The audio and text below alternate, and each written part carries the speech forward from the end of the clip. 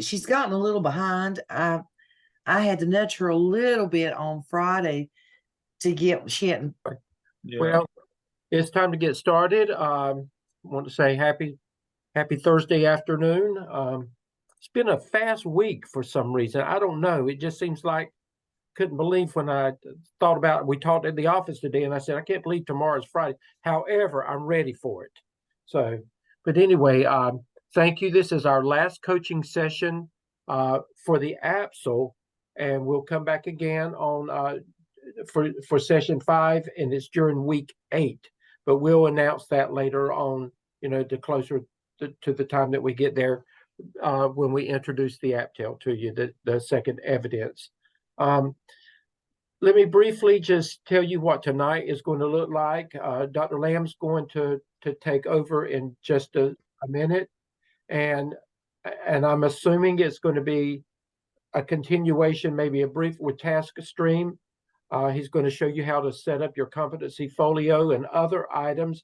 And then after Dr. Lamb gets through, then we're going to spend the latter part of our session this evening. We're going to talk to you about the clinical internship requirements. We're going to look at the 3-semester. Dr. Revis is going to take the lead on that. And then we're going to look at the 5-semester. And then Dr. Hamilton's going to take the lead on that so that we can bring clarity to any of that. I would ask you in all of your classes to go back and take the time to look at your personal grades in Blackboard. There are a few. I don't know if you think you have submitted something, but there's a few missing things that and I've sent emails, and I'm sure the others have too. No response back to them. It's important that you check your email more than one time a day. And please be courteous enough to respond back to us in the email. And if we ask you to call us, it's important that you call us. So please look at that email more than one time a day and follow through with it with a response back, and let us know that you've got the email, that you're on top of whatever the issue is, and we'll move on. But Dr. Lamb, with that, I'm going to turn it over to you now. Thank you. We're going to cover Tasktream, and we're going to look at Qualtrics so that you'll be prepared when we get to the APTEL. Let's see. They did Qualtrics last week. Yeah, but I'm gonna do a little more with them tonight. I'm Okay. gonna make sure everybody's just working. We found out this week. Where's Allison?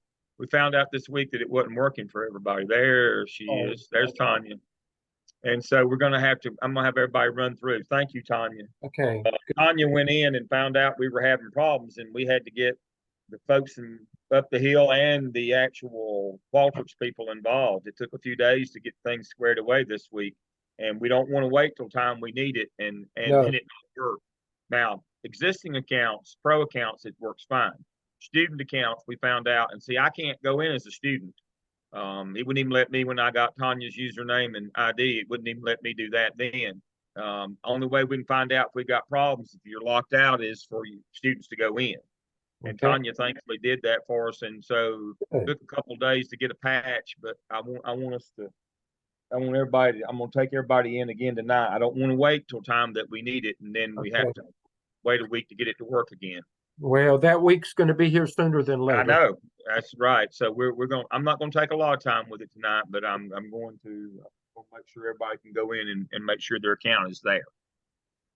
And so let's focus on Tasktream for a few minutes here. Now, please remember, Tasktream is a repository that goes to the state. Everything that goes in there should be complete and professional.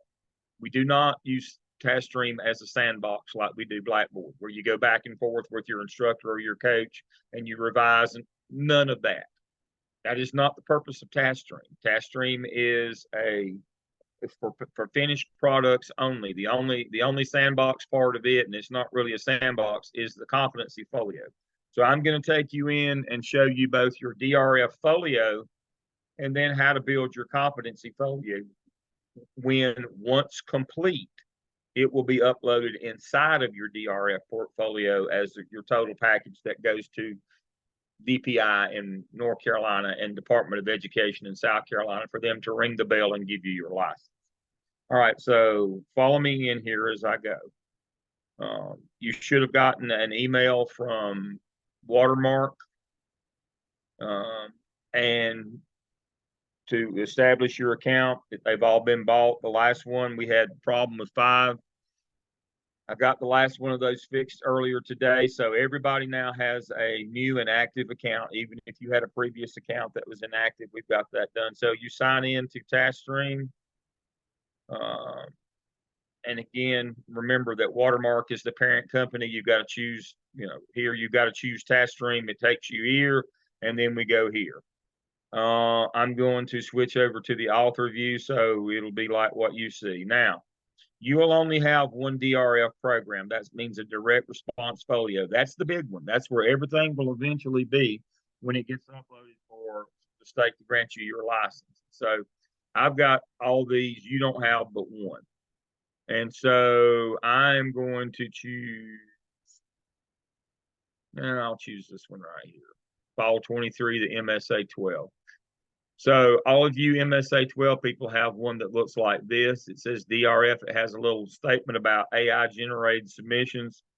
And then all of you 20-month folks, you have one that looks like this. And you should have a DRF program when you sign in to Tasktream. You simply click on that. Again, this is the student view, and it tells you. Again, it tells you there's a statement about AI generated work should not be in here. And so, we have to do Turnitin in Blackboard. Turnitin usually catches it there. But if it doesn't, it will get caught here because we have a filter on this as well. So be careful about using AI generators, whether it's ChatSonic, DALL-E, Journey, ChatGPT, whatever. Just be careful about using those.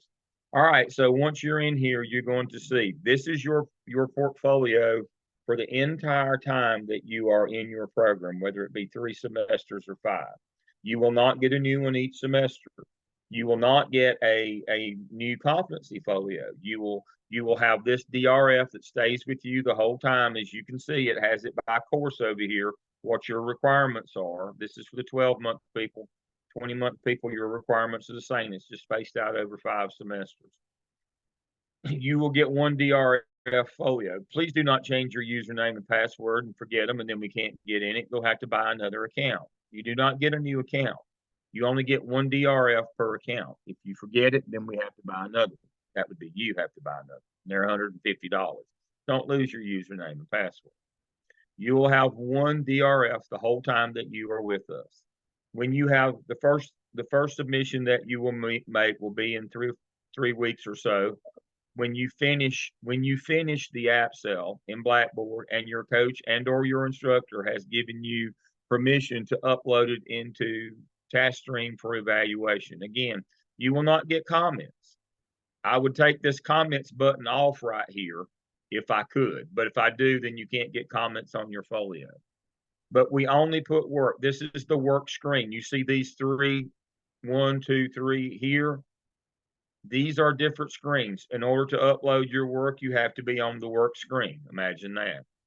Comments, again, there are no comments on your DRF portfolio. Scores results, that's where your score will be once the state evaluator assesses your work. If your work is sent back for revision, that will be there as well. It will have the comment for them about what's being fixed. Now, Dr. Lamb, may I say something before you go? Dr. Lamb's going to help you create yours tonight. However, do not put anything in there until your instructor has told you to. So leave it alone. You create it. You don't put anything there until we tell you it's ready to go there. Okay? Yeah. Remember when you were a kid and your mama told you when you had a scab, don't pick at it. Don't pick at it. Leave it alone until we tell you that it's ready to go in there. I'm just going to be your mama tonight. Leave it alone. Once you put things in there, it triggers state evaluators. They don't like for you to bother them unless the work is actually ready to be evaluated. That makes them very angry. We're trying to use the function of anticipatory set with them.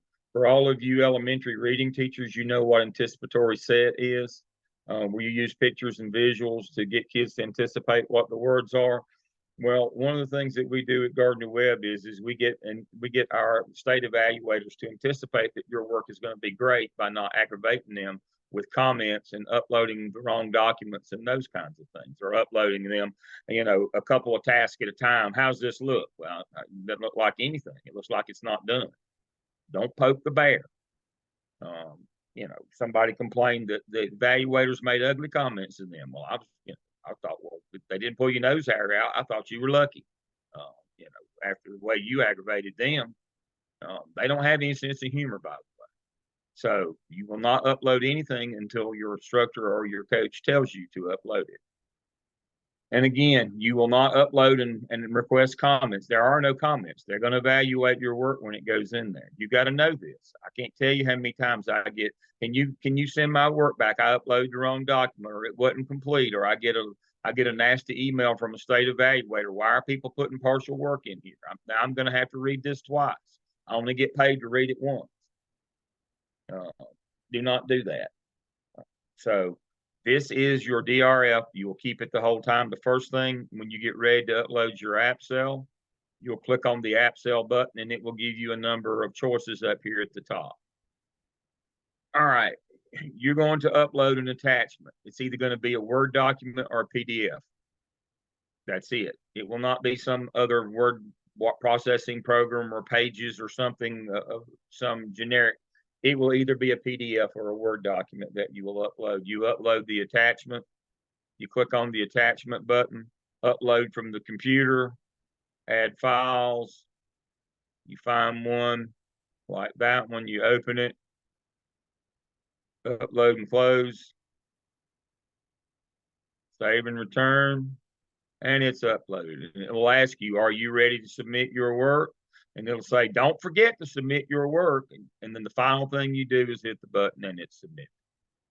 That's the way you submit your work when it's time to do it. Very simple process. I can't tell you the number of times that people will think, well, I think I submitted my work, but I don't know. You simply go to Scores Results and it will tell you. If it hadn't been submitted, you have to hit the button to submit work. And once you do that, it will say submit work submitted right here rather than edit work or submit work. So you can check yourself to make sure that you did it correctly. That will be the first thing that you do. Then you will do the AppTel, and then you will do your competency analysis. It says complete this form right here, and you will go in and you will mark yourself whether you met the competencies or not. You will know that by whether or not you passed your AppCell and AppTel, because task 5 on the AppCell and task 4 on the AppTel, you will write your competencies. If you pass those, then they will be met and you will go in and that you have met those competencies. But don't worry about that right now.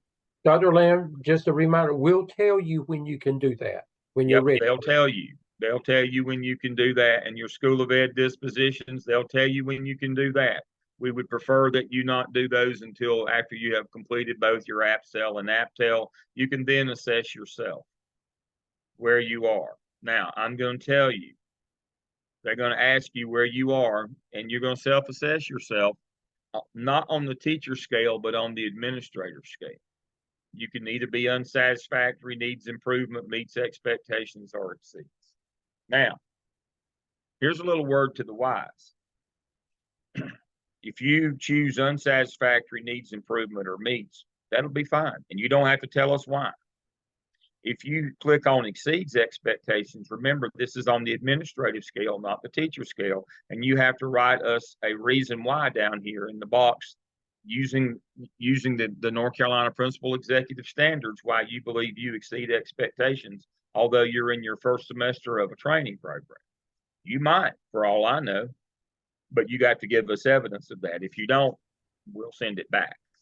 So make sure you understand, you're not ready to do anything yet. They'll tell you when to do these things, but when you self-assess, remember, you're not assessing yourself on a teacher scale. You're assessing yourself on the North Carolina School Executive Standards for principals.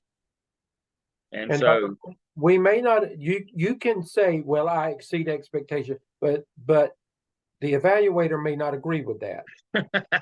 So you don't expect, if you really have to prove a lot for that to be acceptable at this yeah, level. yeah, they'll let you slide on anything less than exceeds. But if you exceed, you better have a very good rationale in this box right here, and that still may not slide. And so we're not telling you that you shouldn't, if you think that that's where you are, that you shouldn't do that. What we're telling you is you better be sure. Again, they don't have any sense of humor. So that's what's due this semester, and you can see what subsequent semesters. You'll see down here, final competency folio. That's when you completed your folio that you do external to this DRF. I'm going to teach you how to build in just a minute. You'll bring it over here when it's complete, when it has all 63 artifacts in it. That's right. You got to have 63 artifacts in that thing minimum. 3 for all the 21 competencies, and all of your logs. Do not put your semester log in here and submit it for evaluation. This is only for the last semester, at the last thing. This is the last thing you do in this program at the end of your last semester. This is the very last thing you do. Now, I already know that about 24 of you, because of the number that we have starting this semester, about 24 of you will do what I just said don't do. It happens every semester. I don't know why. But your internship logs, you put the final ones in there at the end. Now, there is a repository in your competency folio to put your semester ones, and you can ask for comments on them so that we can look at them and make sure your ratio looks right in terms of leadership versus technical versus supervisory activities in your log. There is a place for you to put them in and check them each semester. This is not it. Let me say that again. This is not it. Because once you submit that, it's locked forever until I unlock it. And I'm awfully grumbly about having to go in and unlock those things. The state doesn't like that. I have to write an incident report about why I unlocked your lock. I unlocked your DRF and let you change something in it. Then they begin to suspect that maybe I'm a little bit shady. I probably am, but don't give them any encouragement on that. So don't upload and submit a log for evaluation. You never submit a log for evaluation, only for comments in your competency folio.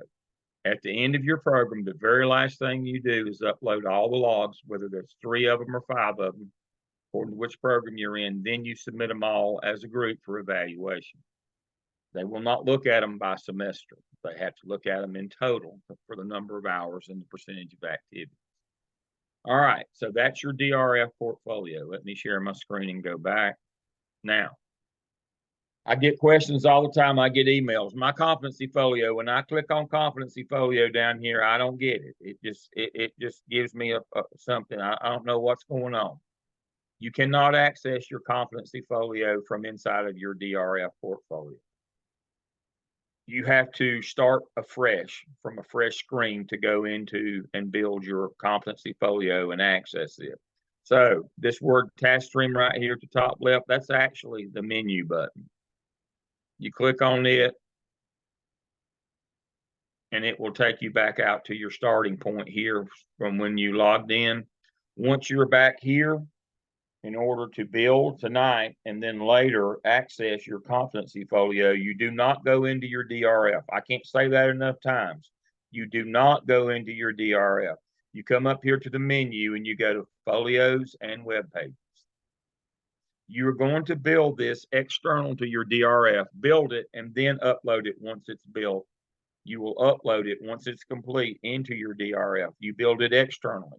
There's a number of reasons why we do that. First and foremost being, you can get comments that way. We can monitor your progress. We can help you with it. Number 2, you can publish and share it with prospective employers who really love to see this. Trust me, they don't want to read your evidence, but they do want to see your artifacts. They want to see the things that you did, the visuals of the things that you did as an intern. So please remember, This is the only way that allows us. We can't share your portfolio, your DRF with them. These are confidential. You can share a link to your competency folio where they can see your artifacts.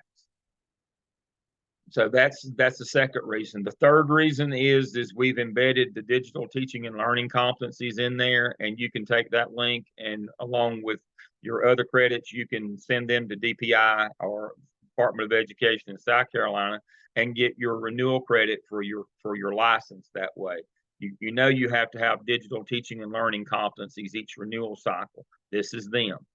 This is a twofer here. You satisfies your administrative license requirement. It also satisfies your teaching license update or renewal as well for your digital teaching and learning competencies. They're embedded in the folio. So the first thing that you're going to do tonight, if you're following along with me, fine. If not, we've got this on video, a short one. I've got a short 4-minute video on how to do this. So the first thing that you have to do, remember, I have already created your DRF portfolio. There's nothing for you to do there. But on this, you do have to create your competency folio. So if you'll notice on the top right of your screen, there's a button that says Create New. You will click on that button and you will title it. Make sure your name is in there.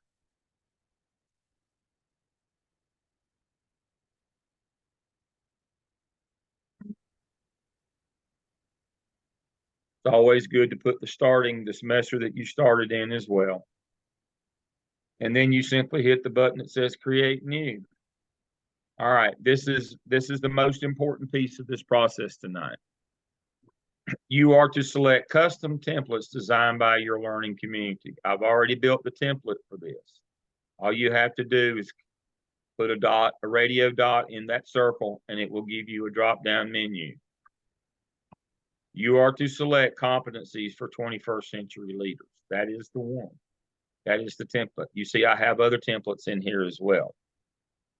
Don't use them. This is the only one. This is the appropriate one. Once you select it, you simply hit continue. I feel I'm like sorry, Dr. Lamb. I think Yes. some of us don't actually have those options. I only have 3 options. All right. So what I'm going to do, and that's why I have y'all do this with me. Sometimes it doesn't allow me to do this. And so what I'm going to do right quick, I'm going to back out right quick.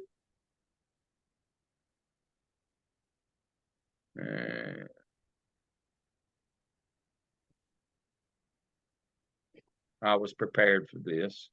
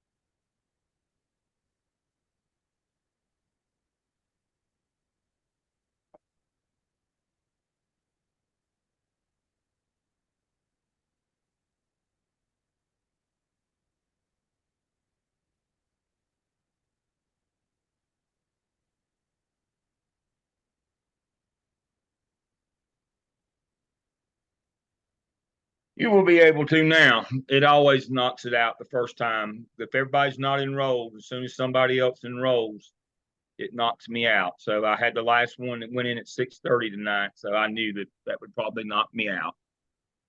All right, so let's start again here.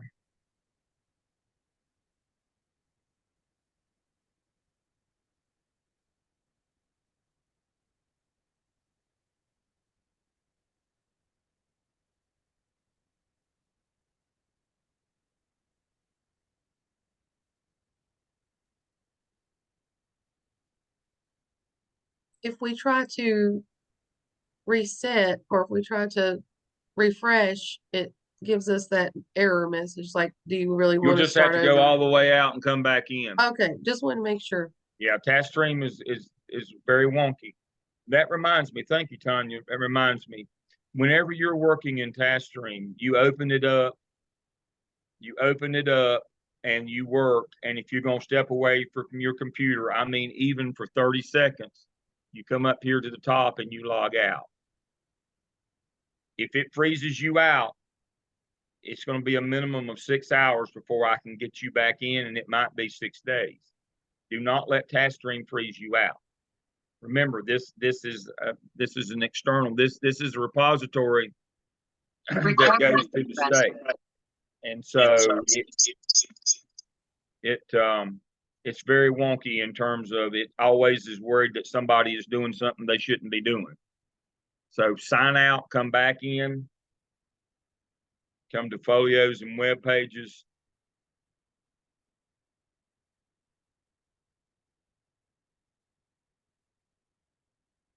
Create new custom template, 21st century leaders, continue.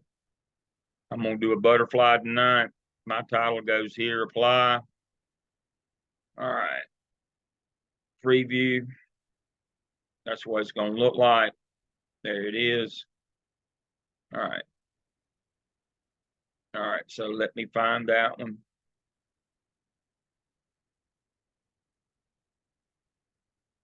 Come out, go out, come back in, and then find the one. You'll only have one. I've got to find it because I have more than one. Go out. After you preview it, go all the way out, come back in, and it will be there.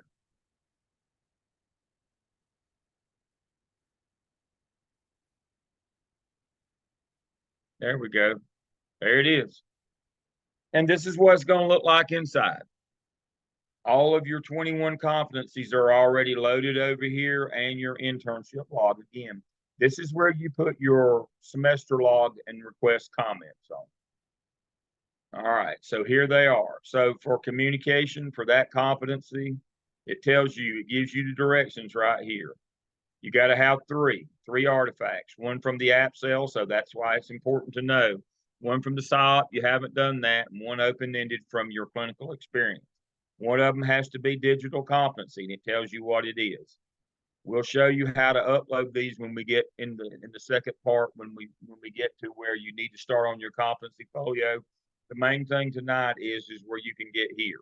Now, when you put something in, you request comments. Now, I have a request from everybody on the screen tonight. Don't put one in at a time and hit the request comments button. Put them all in that you're going to put in. So you're going to put one in for communication. Let's see. You're going to put one in for change management because you need one from the app cell.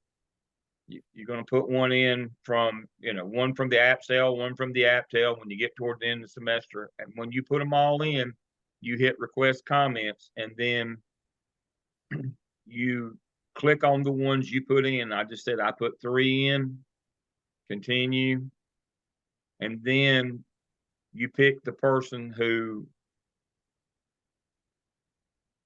is your coach. So for the MSA 12-month people, you can select from Dr. Stedman or Dr. Revis, whichever one's your coach. The one that's not your instructor is your coach. For the 20-month program, you would pick from Dr. Crawford, Dr. Hamilton, Dr. Nutting. Now, you see I'm here as well. If you want to pick me, that's fine. But now I'm just going to check it the first time. But you pick them. You have to tell them. Now, they cannot go in your folio until you invite them. It's your folio. So make sure that you do that. Continue, and he'll get an email that says that you've requested comments from him, and he can go in and look at those 3 artifacts for you. See? And it tells you that you have requested comments. Dr. Lamb, would not Dr. Hamilton need to be in the 12 and the 20 month? Probably. No. Well, yeah, she would. I can put her in there in a minute. I'll do that. Okay. I'll put her in there again. Yeah, I have a question. what do we supposed to put, for instance, under the communication, we put An artifact. just the artifact. Do we need any, like explanation or what is for, or, Yeah, I'm gonna do that next. okay, And Ying, one of the things you need to remember is that you don't even need, you build it, but you don't need to start doing anything with this until you've completed task 5 of the APSO and it's been approved. okay, And we're going to talk to all of you weeks 6 and 7. We will spend time each of those times specifically on the competency folio based on the work that you have to submit for the APSO. okay, Yep. thank you. So, Okay. so thank you, Ying. So I want to make sure everybody's is working and everybody can get in. Has everybody gotten in now, or anybody gotten in? So it's working now. Good. I had one come in late today, and as soon as you enroll somebody, it kicks that part of it out. I figured that had happened, so that's why I had the double secret password on standby. All right, now Ying asked the next question. What are you going to put in here? You're going to put artifacts in here. What's an artifact? Well, an evidence is a written narrative of the work that you've done for evaluative purposes. That's straight out of the state evaluation manual for principals and assistant principals. An artifact is a byproduct of the work that you've done. It was not created specifically for evaluative purposes. So where are you going to find these artifacts? Well, in your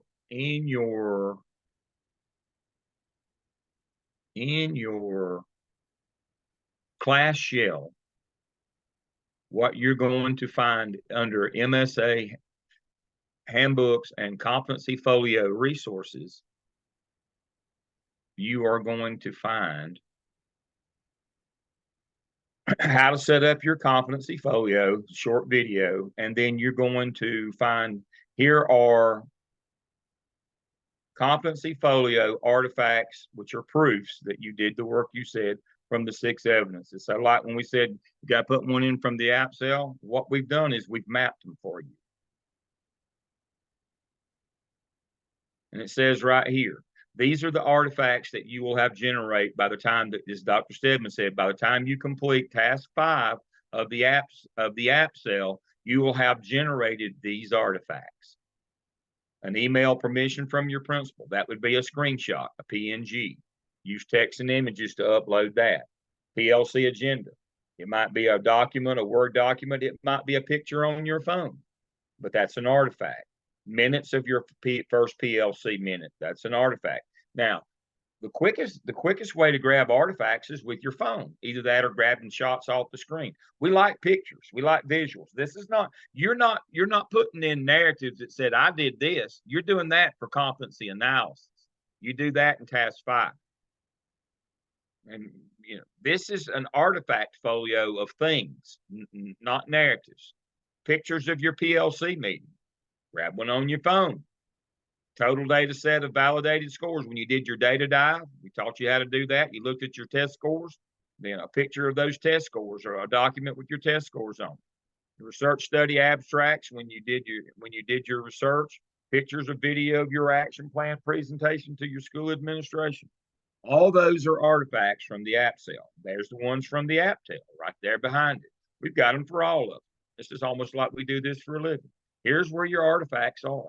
And if there's other things that you think are good, would be good things in there, you don't just have to have 3. You can put as many as you want, but these are the required ones. Now you say, well, okay, Dale, that's an artifact from my evidence work, from the AppCell, AppTel, SkipCap, OMA, and SOB. What's this open-ended artifacts? Well, that's from your clinical experiences. And so we've mapped those for you as well.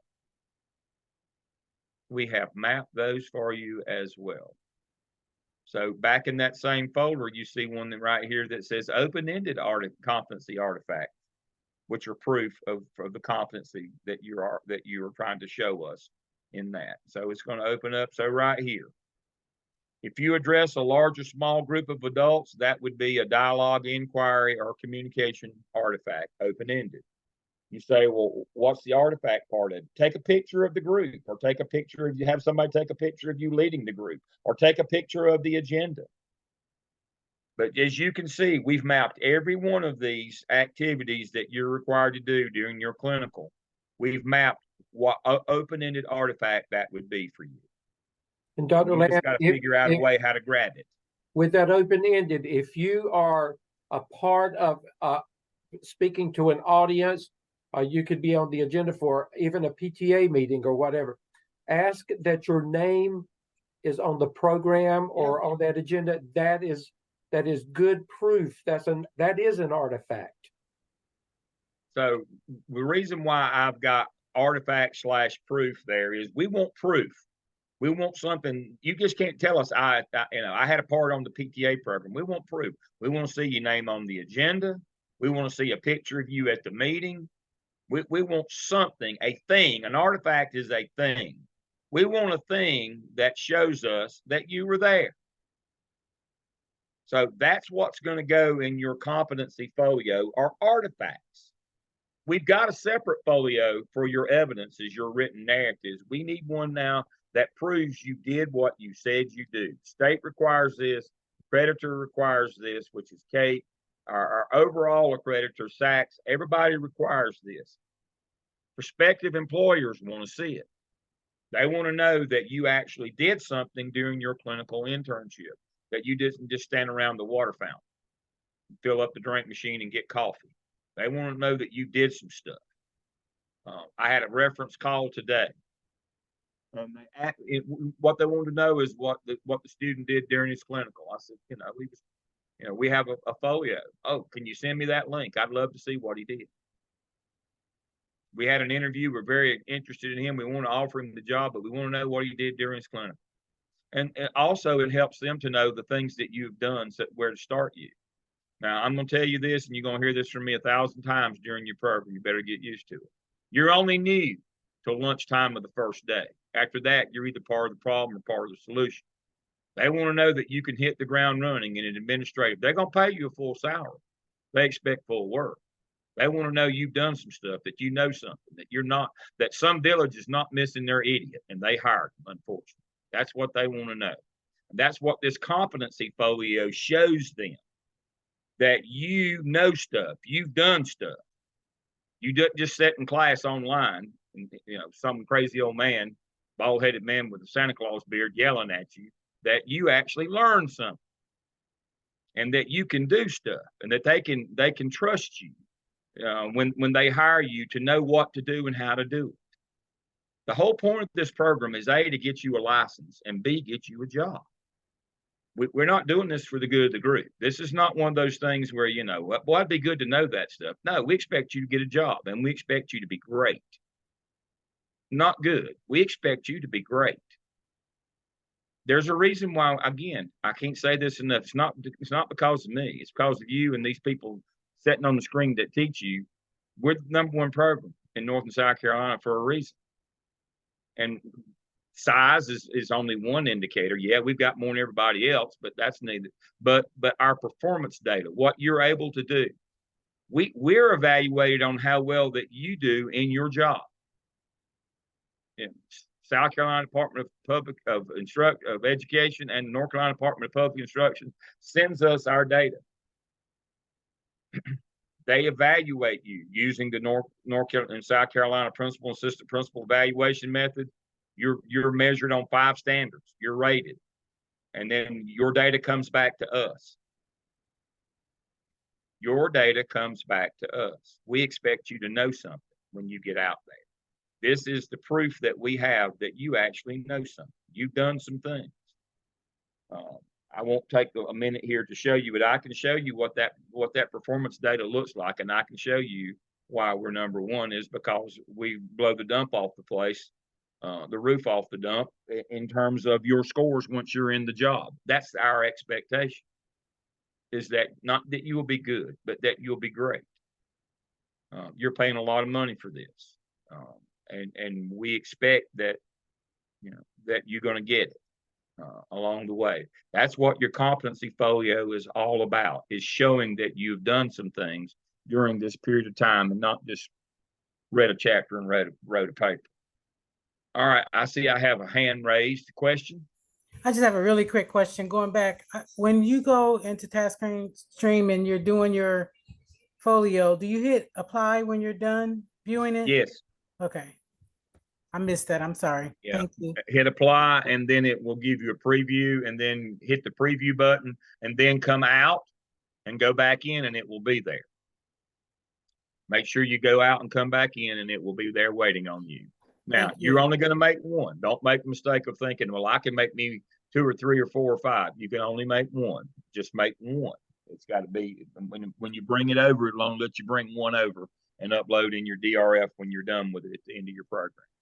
And Adrian, Dr. Lamb's introducing this. We will go over some of this Yep. again closer to the time that y'all are having to do this. So Okay. this I'm won't be doing the the last technical time. piece. No, I'm just doing the technical piece to make sure that everything's working and that you understand what we're doing it for and why we're doing it, and what's going to eventually go in there. We've got all these things mapped out. As the semester goes, you will learn more and more of these things.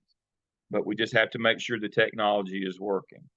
If not, then we have to get it fixed, because the state does not accept us downloading, copying stuff and sending it to them. We have to electronically move our Tasktream folio to them. And that, by the way, they do check these things. But now remember, yours will be pre-graded before it goes, so there won't be an issue with that. But they do check these things. But this is a secure system. That's why it's outside of Gardner Webb, and we have to pay for it.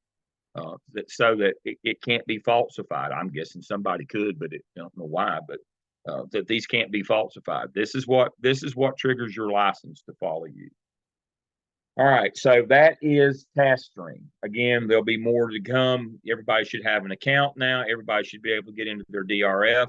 Everybody should be able to create their competency folio again. Yeah, I go pretty fast, but again, in your class shell right here, there's a video on how to set up your competency folio. It's a short one. It will go over everything. You can pause it and you can follow through. The artifacts that go in there, we have them listed for you here. We have a copy of what a baseline of what one should look like at the end. It's going to look like this. It's going to have, what you put in there from each semester. You're going to highlight your digital learning ones so that you can get your credits later on. It's going to have the actual artifacts that you uploaded that go along with it. It's going to have that for each of the areas. It's going to look like this when it's done. It's going to look nice and professional. When it gets done, it's going to look like this. It doesn't look like that now, but trust me, it will by the end. And we've got some that are more outstanding than this one, is outstanding as Zanera's was. But here's the materials right here that you will need to do that. So they're right here at your fingertips, but you can go in and create your folio. Now, Dr. Lamb, tell them again because at least one person said they had not gotten the email from Watermark. Tell them again what they need to do if they have not gotten that email. Check your spam, check your junk, And if it's email not there, the email Watermark. Email. And if you haven't gotten a link from Watermark to set it up, it's expired by now. They came out Friday through Monday. Send me an email and I'll have them send you another one. Now, as I said, 5 of you got in late, but everybody should have already gotten the email. I got the last one in today at 6:30. The one that we were having problems. We had 5 that we had to get some work done, but everybody else should be in there. But you should have gotten an email from Watermark. Again, check your spam folder within Outlook. It went to your Gardner Webb address. Tiffany said she found hers in the junk file, but she was still able to do it.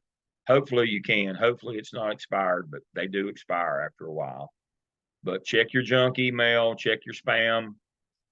They shouldn't have stacked on anything else, but check your stacks. You know how Outlook stacks. Make sure you check those. But you should have gotten an email by now from Watermark, which is the parent company of Tasktream, for you to establish your account. Again, don't change your username and password. yeah. Marissa said she got her Sunday. That's why I said they all came out except for the 5 that couldn't be created. They all came out except for those 5 Friday through Monday. And then 2 more came out on Tuesday. Jeffrey, yours came out at 6:30 today. I got you in at 6:30 right before this class started. You were Would the it last one. would it be connected to our other account that we have with Gardner Web? Yours may not have come out yet. Yours you didn't even get in until 6:30 today, so it may be tomorrow. I But got it. it will only be connected to your Gardner Web email. That's all we give.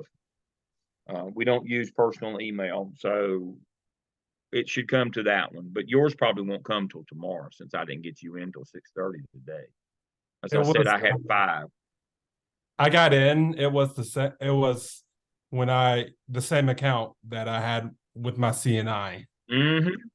So If you had a previous account, we had to go back and reset those. That was the problem. So we had 5 that had previous accounts.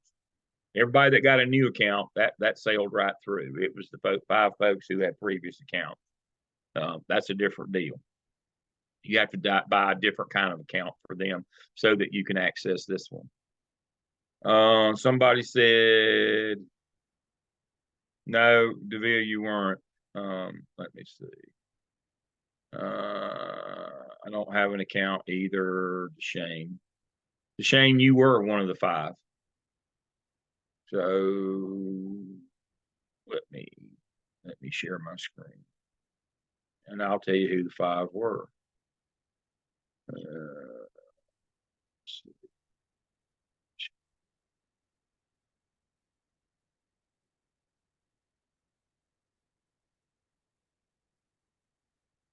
Boo, boo, boo, boo, boo, boo, boo, boo.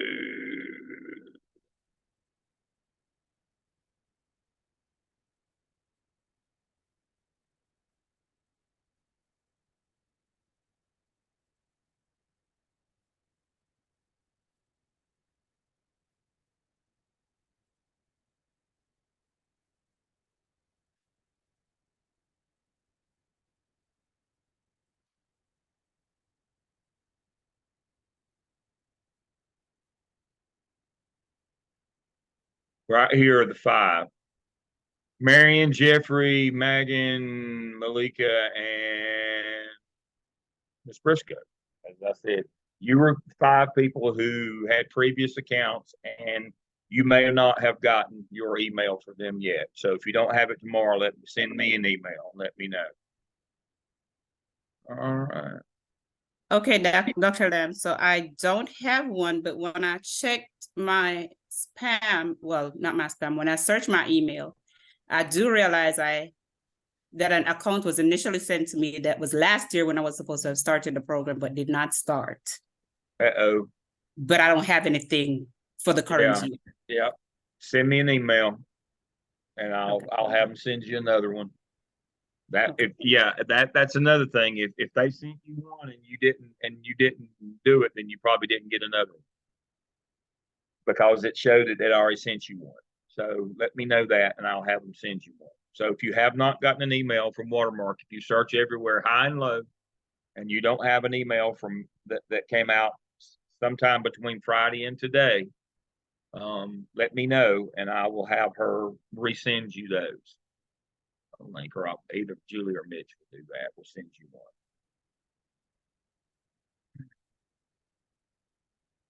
So we still got a little time before you got to have it, but we need to get this taken care of.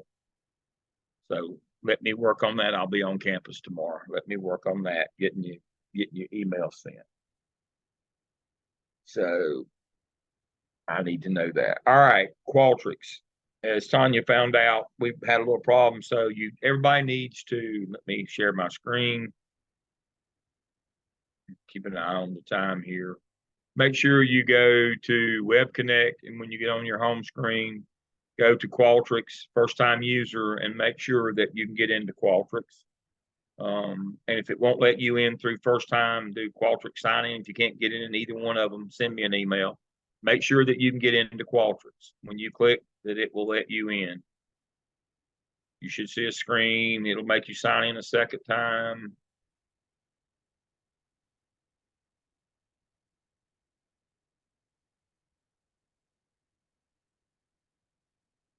And there it is. You should be welcome to XM.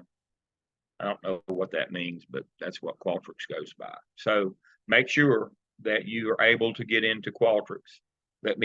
You don't need it yet, but again, let me work the bugs out of it and the problems before. I don't want, when we need it, you know, bombarding IT with trying to get y'all in, because I have to go through everybody in the world to get y'all in. But make sure that you can do that you can get in where you see welcome to Qualtrics or XM. All right. That was everything I know and some that I didn't. So I'm done. Good. Thank you, Dr. Lamb. And again, this was a lot, but just remember, we're gonna review this again as we need to at over the next few weeks, and before you are actually having to submit work, you'll know what to do, and we'll go back and take you through this process again. Going to turn it over to Dr. Revis at this time, and she's going to share some information about the clinical internship requirements for the 3-semester program. And that's the 12-month students. Okay, good evening. And just very quickly, I want to go over, first of all, the 3-semester program. And I think Dr. Hamilton, is that first on this slide deck? I think it is. The first is 5, so we'll just skip on down here to 3. There we go. Okay. Dr. Revis, if y'all want to, you can y'all can do in whatever order you want to. It doesn't matter. We're good. Go ahead, Dr. Revis. Okay. All right. So the 3-semester program, you guys have got to get 200 hours for each of the semesters, fall and spring, and then 100 hours in the summer semester. And those are clinical experiences from that list of suggested clinical activities. Now, this is probably a review for you. I'm sure your CC one has explained all this to you and gone over all of this with you, but we just wanted to make sure that you understood that you can log some time for some of the work that you're doing in your evidence artifacts, the APSL and APTL. So 100 hours can come from your evidence and artifact work. We are giving you that opportunity to use some of that time that you're going to be using as you are holding and facilitating your PLC meetings, as you are meeting with your principal to present your findings, etc., up to 100 hours. Now, let me show you how it's broken down. On the next slide, for example, in the left-hand column, you have your APSL. You can log up to 10 hours on task 1 and 10 hours on task 2, and so on and so forth. Now, you cannot log the time that you are spending in writing up your narrative work. You cannot. And then you see the same kind of setup there for your APTL. So where did the other 100 hours come in? You want to get a minimum of 70 hours coming from your leadership opportunities, a minimum of 20 from your technical, and 10 hours from your supervision. And remember what Dr. Lamb said the very first day, you could get, particularly if you're working in a high school, you could get 20 hours easy from supervision activities just in the extracurricular after school in a week. Now, here's something that a little timeline we're going to impose upon you. 50% of those hours need to be logged by the end of week 7. We are coming up, we're in week 4 right now. Week 7, we will look for the other 50% of these hours at the end of week 13. So we want to keep you on balance there so that, you can, we're keeping track and you've got some time frames to gauge your hours. And I'm not going to go through the second and third semester. It's very similar It's all on this PowerPoint, and I'm sure we're all going to have this posted in our week 4 and probably over there in your clinical resources. They should be there, Dr. Revis. Okay. Right, correct. And same thing for the 5 semester folks, except for instead of 200 hours, you're gonna log 100 hours each semester. So each of your 5 semesters, you will log 100 hours. Same requirements, 40 hours have to come from the evidence, can come from evidence artifact. And just like Dr. Revis said, that's not time that you're spending like writing up your apps or AppTel or whatever. You have to provide evidence on the template that you're logging for your internship hours, of course. Then your other 60 are going to come 35 from leadership, 20 from that technical knowledge, and only 5 from the direct supervision. As Dr. Revis just said, and as Dr. Lamb has said, once you've learned how to do bus duty one time, that's pretty much it. So don't think that your whole internship log is going to be bus duty. So that is that. And then your timeline is that 50% is due at the end of week 7. And again, this is week 4. Next week is week 5. And then 50% due at the end at week 13. Your summer session, of course, is going to have a little variation there for you as well. So that's the difference, and that's what each group is expected to have. Thank you, Dr. Revis and Dr. Hamilton. As a reminder, I have had some students to reach out to me already, and they said, well, Dr. Steven, I went to a leadership conference. That's good. That's personal and professional growth for you. Can I count it? No.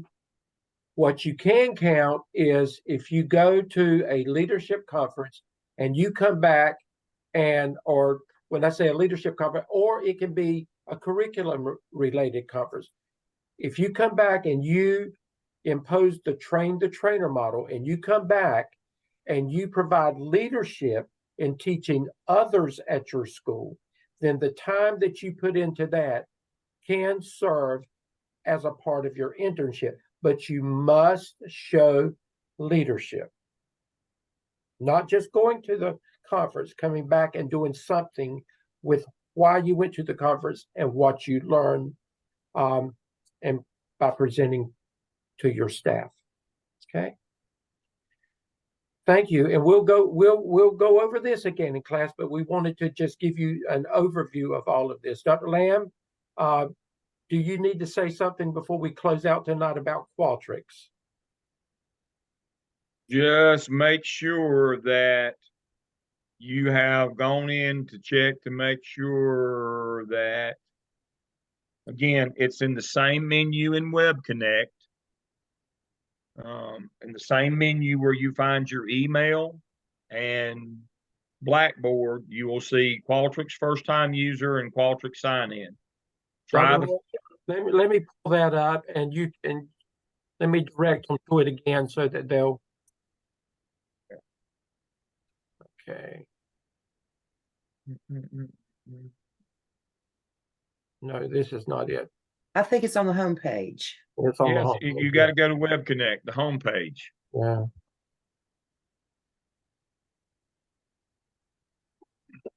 Yep, there you go. See, that's Web Connect homepage. See right there, and in the same right down here, Qualtrics first time user.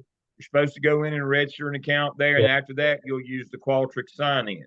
But it's in the same menu where you find email and Blackboard. You will find Qualtrics. Now, sometimes it won't let you do first time user because even though you probably didn't know it, you might have used Qualtrics in the past. If you took a survey in Qualtrics, sometimes it registers you account when you do that. So then you try the sign in, but try the first time user first. And if it doesn't work, try the sign in. If neither one of them works, email me. Right. And remember, Dr. Lamb said that you could play with this after you signed in. You could just play with it. And it won't let you send one out. Don't worry about that. And then when we come back on week 8, we introduce the AppTel. Dr. Lamb will remind you of this again. Okay?